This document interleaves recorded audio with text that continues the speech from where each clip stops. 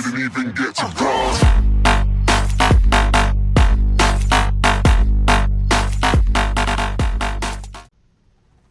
Hey YouTube, what's up guys?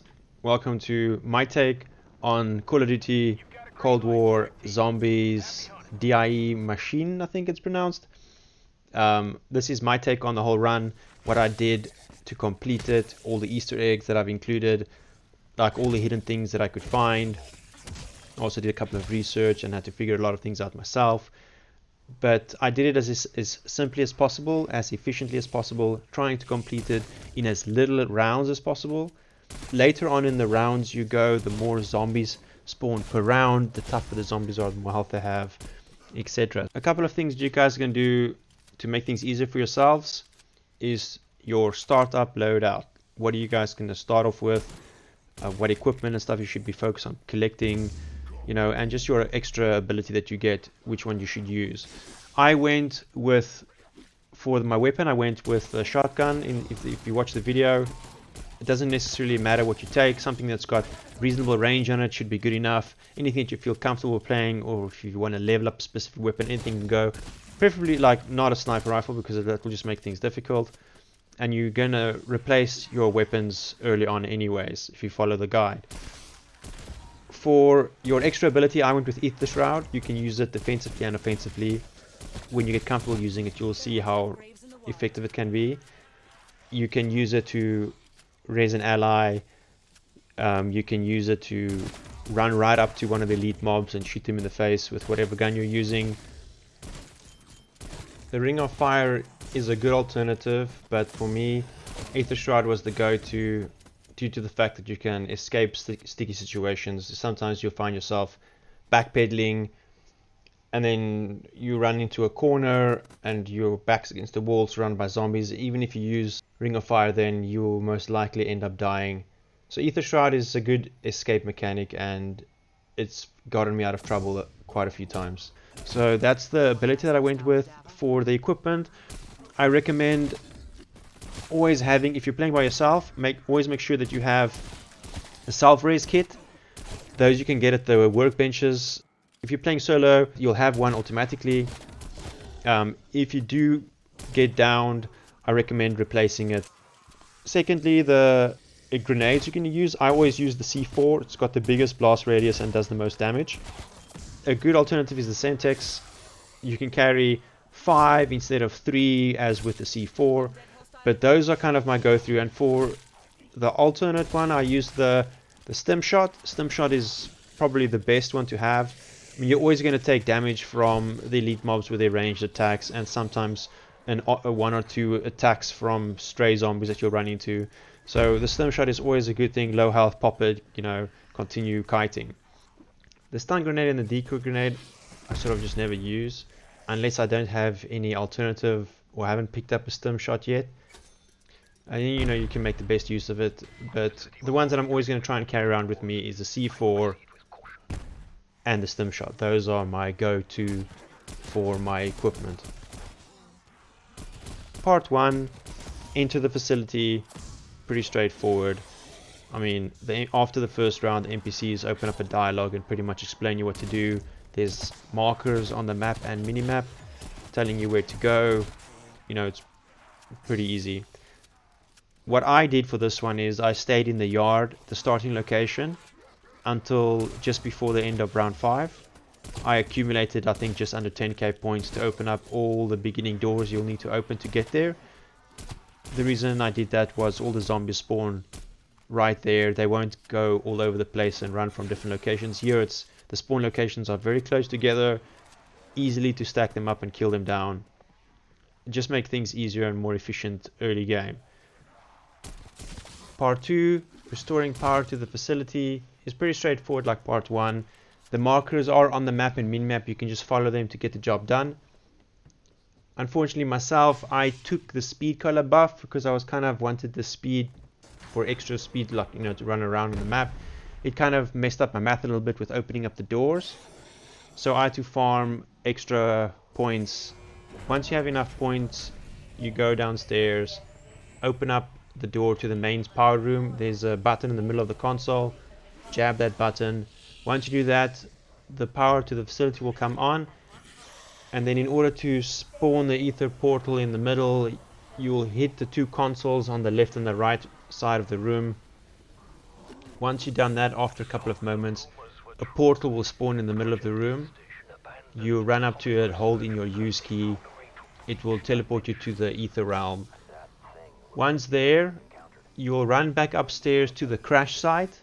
Then there is two locations the nether tunnel can be. It will be either under the pane at the top by the crash site, or down at the bottom by the pond. You'll see it, it will be marked on the map. You can just run there. Once you've taken the tunnel and you get to the bottom, you'll see there's a machine part that you can pick up. Collect that machine part, run back to the particle accelerator room. In the middle where you use the portal, there will be the machine. Hit it, put the part into the machine, and it will teleport you back to the normal realm. Part 3 is an Easter egg that's in the game. In order to get there, you need to shoot 5 orbs in the particle accelerator room. The first orb, once you've handed in the machine part, you'll teleport back to the normal realm. The first orb will be at the bottom. Just jump down. There's a staircase in front of you. To the right of the staircase is a couple of boxes. You can jump into those boxes and look down in between the middle of them. You'll see, once you're teleported back to the normal realm, you'll see it there. You'll shoot it, it disappears. Then you can move on to orb 2. Orb 2 is also on the ground level, opposite the room from orb 1. Behind the staircase going up, there's a section where it's barricaded, where the zombies will break through. In that compartment, look in the top left hand corner, you'll see the blue orb glowing through there. Shoot it, move on to orb 3. Orb 3 is right above you. You'll have to go up the stairs towards the main powers room. Below the glass panel, there is an opening there. Orb 3 is behind the grid, so you kind of have to crouch and look up into the left corner. You'll see it there, shoot it, move on to orb 4. Orb 4 is right above you to the right. If you're facing the mains power room from the outside, it is to the right hand side. If you go up the stairs, there is 2 consoles at the top there. It is in the middle between the 2 consoles, behind a chair. Look at it, shoot it, and you can move on to orb 5. It's the last orb you need to kill to start the event. After you shot orb 4, you can jump down the stairs. Opposite the room from you in the top left corner, the orb will be against the ceiling. You'll be able to see it from further back. It might be hard to shoot if you have a shotgun like myself. You might need to move a little bit closer. If you have an assault rifle or SMG, you'll be able to shoot from further back. Once you shot orb 5, it will disappear and it will teleport you to another realm. Once you're there, you'll see the dancing zombies, the disco lights, the music, and you'll see the coffin dance. Instead of a coffin, it will be a loot box, and the dance will be done by zombies. The event will carry on for, let's say, a minute or half a minute. Once that is done, it will teleport you back to the normal realm, and the loot box will be on the floor. You can open the loot box. There will be a bunch of loot in it, grenades and resources, but most importantly there will be a cola on the floor and an epic weapon. Sometimes you get unlucky with a rare weapon, and sometimes you get lucky with a legendary weapon. But the rare weapon, hopefully it's an SMG or an assault rifle. If it is, it's going to be the weapon you're going to use for the rest of the map, and you're going to pack a punch it and then ammo mod it to whatever ammo mod you prefer to use. Part 4, crafting the Aetherscope. In order to craft the Aetherscope, you're going to have to collect 3 pieces. Now, depending which piece spawns first depends on which portal is open for you. There is a couple of portals that you can take. Depending on where your portal is will determine the piece that's nearest to you. My portal was in the mains power room. The corresponding piece for me was at the bottom of the particle accelerator room. At the back, there's a little staircase going up behind the waypoint. Now be careful, if you do collect this piece, be careful not to by accidentally click on the waypoint. That will take you up and then you'll have to run back down, and that's just going to be a pain in the ass. After every piece of Aetherscope you're going to pick up, a bunch of plague hounds are going to spawn. Now they're easy to deal with but can be annoying at times. Just shoot them while you're making your way to your next piece. For your next piece there are two options. The one is at the bottom by the yard, and the other is on top of the piece of the broken plane in the crash site. For me, the next piece was in the yard. It was by a staircase that doesn't lead to anything. It's got a couple of boxes which blocks the way upward. It's highlighted with a yellow outline. It's relatively easy to see. Once you collect that and another bunch of plague hounds will spawn, you can just deal with them on the way to your last piece. My last piece of the Aetherscope was in the crash site on top of the broken plane. Now, depending on the order that you guys got in, this might not necessarily be your last piece, but for me it was. So made my way there, collected the piece, a couple more plague hounds spawned, you know, not a big deal. After you've collected all three pieces, you will teleport back to the normal realm, and once there, make your way back to the Pack-a-Punch machine. At the bottom there is a workbench. Now this workbench can do nothing other than craft the Aetherscope. Be careful that there's not a lot of zombies chasing you, as you will have to build it while holding in your use key. So if there is a couple of zombies in the area, they might knock you down. You know, it will be annoying to deal with. Or you can kite them around the room, get a good distance between you and them, then make your way down to the bottom and craft the Aetherscope. At this point you're going to have a megaton zombie chasing you around. Don't kill it, as you're going to need it to shoot its radiation balls at a certain tree that has a fungus growing on it. When the zombie successfully shoots its radiation ball against the tree, the fungus is now going to light up and start glowing a purple color. You'll hear the NPCs saying some nonsense about it, but we're going to need that purple fungus for a later step for one of the weapons in the game, which I will get to when we get to that point. Part 5, Doctor's Diary. In order to get the Doctor's Diary and the parts that go with it, you have to head down to the medical lab. If you go down the stairs from the tunnel, it will be on your left hand side. There should be a ether portal right there that you can use. You'll need to use it in order to get the diary. If you go into the room on the left hand side, and the Doctor's Diary is on that desk. So go to the ether portal, use the portal, go to the office, pick up the diary. Once you have the diary, you'll need to visit 4 different anomalies. The first anomaly is right beneath you. Leave the office and jump down. It will be in the corner. When you get close enough, an orb will appear. Use the orb, hand the scientist the diary, and move over to the next anomaly. The second anomaly is very close. It's right next to the armor station. So when you exit the medical lab, it will be right in front of you. Activate the anomaly and hand the scientist the diary, and make your way to the third anomaly.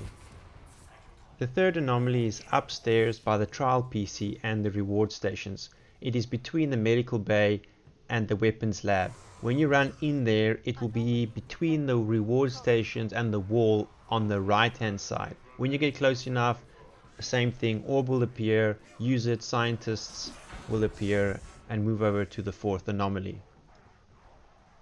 The fourth anomaly is in the middle of the particle accelerator room by the workbench that you used to create the Aetherscope. This anomaly, however, won't appear unless you've completed the other 3 anomalies first. When you get there, same thing, an orb will appear, a scientist will appear, hand the scientist the diary, he will start a dialogue, you can listen if you want. It is the last one that you'll need. You can hang around until you leave the ether realm again and come back to the normal realm. Once you're back in the normal realm, you can make your way back to the PC where you got the diary in the first place. You use the PC, it will punch in a password, and then you'll see the cylinder that's hanging from the wall just outside the office will start glowing purple. That means that you've done everything correctly, and we can move on to the next phase. Part 6, collecting the elemental wonder weapon, also known as D.I.E machine. In order to collect this weapon, we'll need to kill the megaton zombie that we've been kiting around with us the whole time. Once you kill it, it will split into two, Megaton Bomber and Megaton Blaster. You'll also need to kill both of these. Once you've killed the second one, it's going to drop you a key card. Take this key card to the weapons lab. In the weapons lab, in the back corner, there's a terminal against the wall. Use the key card at the terminal, a drawer will come out with a remote. Take the remote and make your way towards the yard, the original starting location. Once inside the yard, I recommend you open the second door towards the building if you haven't done so already. And after that, it's time to start a new round. We're going to need to accumulate a lot of zombies here, as we'll need to vacuum them into the Die Machine weapon, as I'll explain in a bit. Once you've rounded up a bunch of zombies from the next round, you're going to kite them through the door that we opened. As you enter the door on the left, you will see there's a compartment at the wall. On the right hand side of the wall of that compartment, there will be an opening with a blue glow coming out there.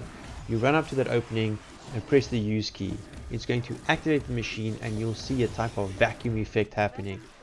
Your next goal is to kite all the zombies right by that vacuum. You will see them just getting vacuumed up. After a bunch of zombies got vacuumed, the animation will end and you have now activated the weapon.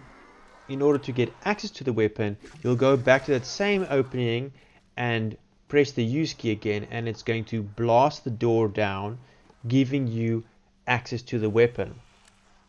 Now, if you already have two weapons, I recommend you take the weakest one or the one that you haven't packed a punch. Trade that off for the wonder weapon. You're going to use it and need it for the next phases of the game. Part 7.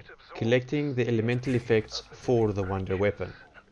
Once you've collected the weapon, head upstairs to the penthouse. As you run up the ramp, there's a box on the wall.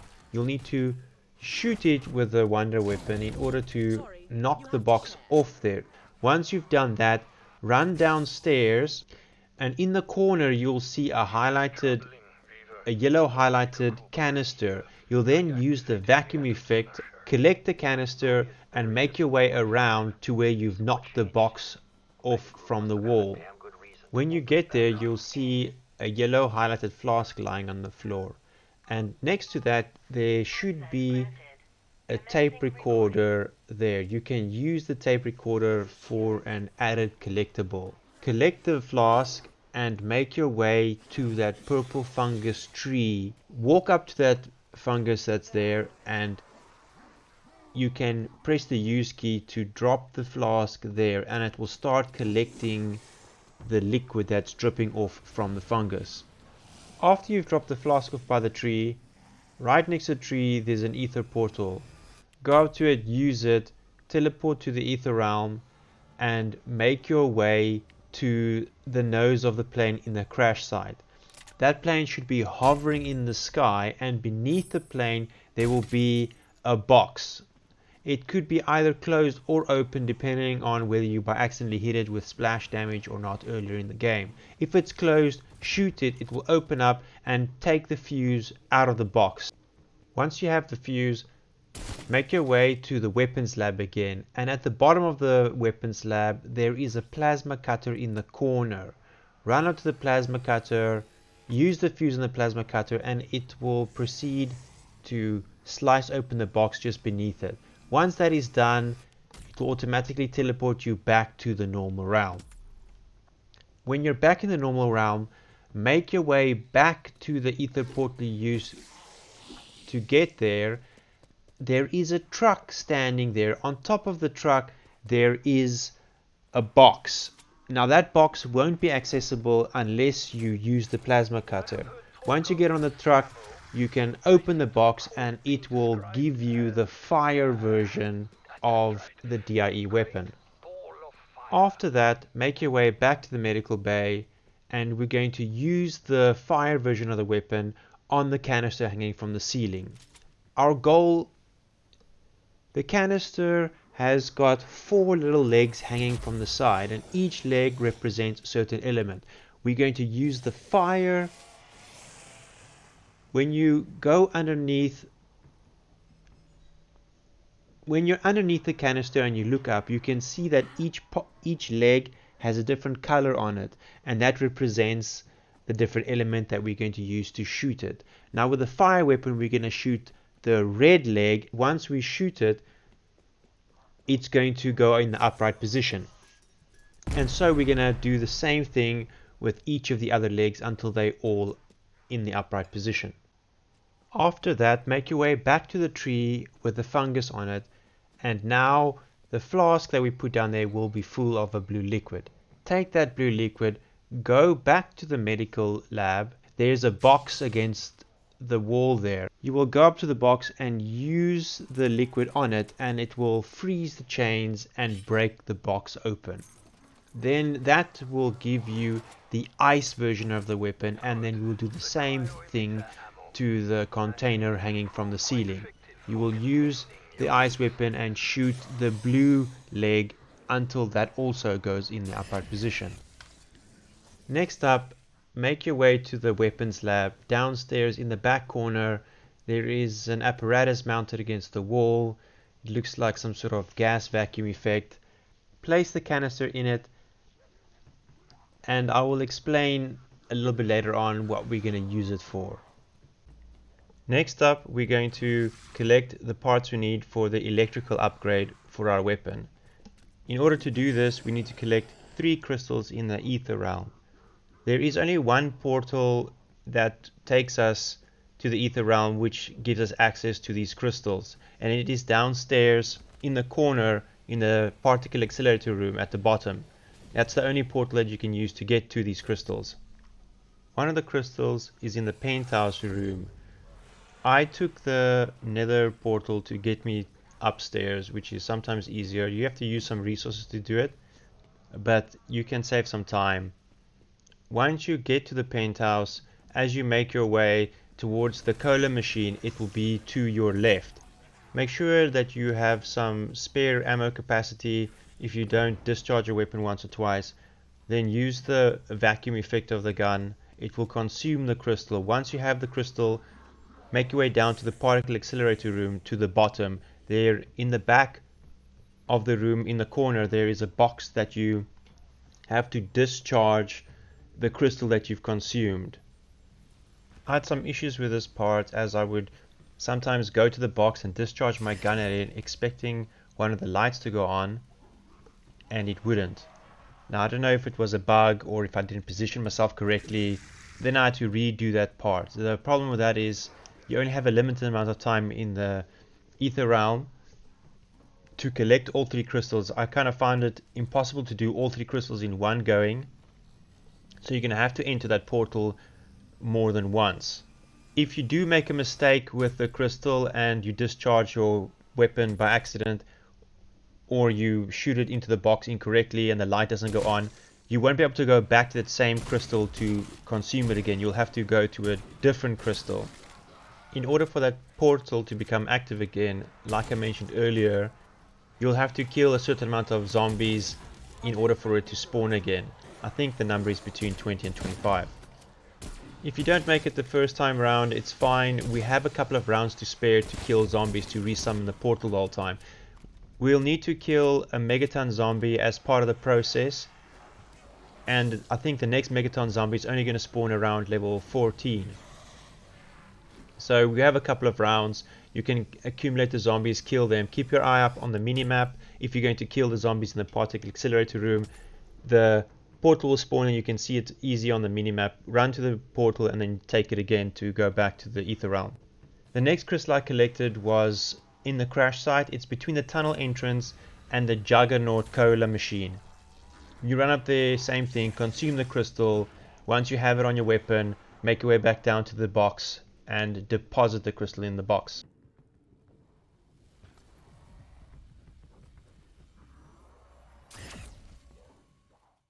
The last crystal I got is in the pond area.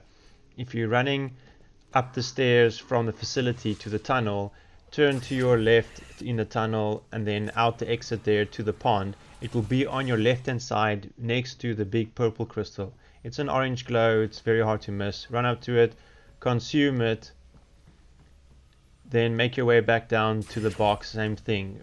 Run to the box, deposit the crystal in the box. Now you'll be able to collect the electrical upgrades for the weapon. After that, make your way back to the medical lab. Then you'll shoot the yellow foot of that container hanging from the ceiling. Once you shoot it, you'll see it will go in an upright position. And now we've done 3 out of the 4. We only need to get the gas weapon upgrades to do the last and final part. Now finally we need the gas upgrade for our weapon. To do that, we're going to go back to the canister that we put in the weapons lab at the bottom there. Now we kind of had to wait for a plague hound to spawn. The whole part of this is you'll need to pull the plague hound right next to the canister that we put in, that machine against the wall. Once you kill the hound right next to that machine, it's going to explode into that gas cloud, and the machine will consume it and put that gas into that canister. Once that is done, you collect the canister and then you run back upstairs to the crash site. Now by the crash site, opposite the broken plane, against the wall, there is another weapons crate. You'll run up to the crate, it will tell you to put the canister on the crate. Once you do that, you shoot the canister or melee the canister, it will explode and it will kill the vines, keeping the container closed. Once that is done, you'll be able to loot the gas upgrade for the gun, put it in the gun, make your way after that back down to the medical lab and shoot the final leg of the container hanging from the ceiling, and it will go into the upright position. I happen to be in the ether realm while doing this part. You don't necessarily need to be in the ether realm. The normal realm is also fine. It's the only weapon that you don't need to travel to the ether realm to complete. Part 8, collecting the decontamination agent. Luckily for us, the next ether portal that we need to use is right there in the medical bay. You can just jump down, take the portal, and it will teleport you to the ether realm. Now we need to look for an anomaly, which will also be in the medical bay, right there by the red box against the wall outside of the office. Once you get there, use the anomaly orb. You'll see 2 soldiers spawn and will have a dialogue. After their dialogue is complete, you will teleport back to the normal realm, and on the floor there, right outside the box, there will be dark ether wrench. Pick up the wrench. Once you have it, make your way up to the yard. The easiest way to get there is through the mains power room up the staircase to the top. Inside the yard there is a tank that's right there by the staircase. When you have the wrench, you'll be able to interact with the tank. The whole point of the wrench, I think, is to bang the tank a couple of times to annoy the zombie that's inside the tank. He will come out, kill the zombie. Then the whole point, I think, is to throw a grenade in the tank, but you can just throw a Semtex or a C4 against the hull of the tank, detonate it. The tank is going to shoot a tree that's in the crash site. If you look in the distance, you'll be able to see the tree shake, and in the tree was the decontamination agent. It will fall to the ground. You'll be able to go to the crash site and collect it. Once you get to the agent, do not immediately pick it up, as a bunch of plague hounds will spawn.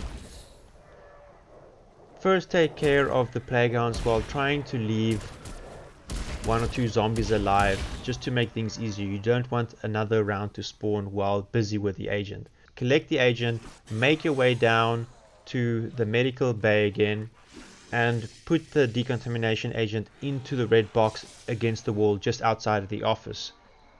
It's going to close and you'll hear the NPC talking again. And now we need to get a subject to put into the container. But with that, I'm going to explain in the next part. Part 9, collecting a test subject. Now for this part, we need a megaton zombie to spawn. And as I mentioned earlier, the next one is only going to spawn on round 14. So we've got a couple of rounds to spare. Once you reach round 14 and the megaton zombie spawned, I recommend keeping a couple of little zombies alive during that round.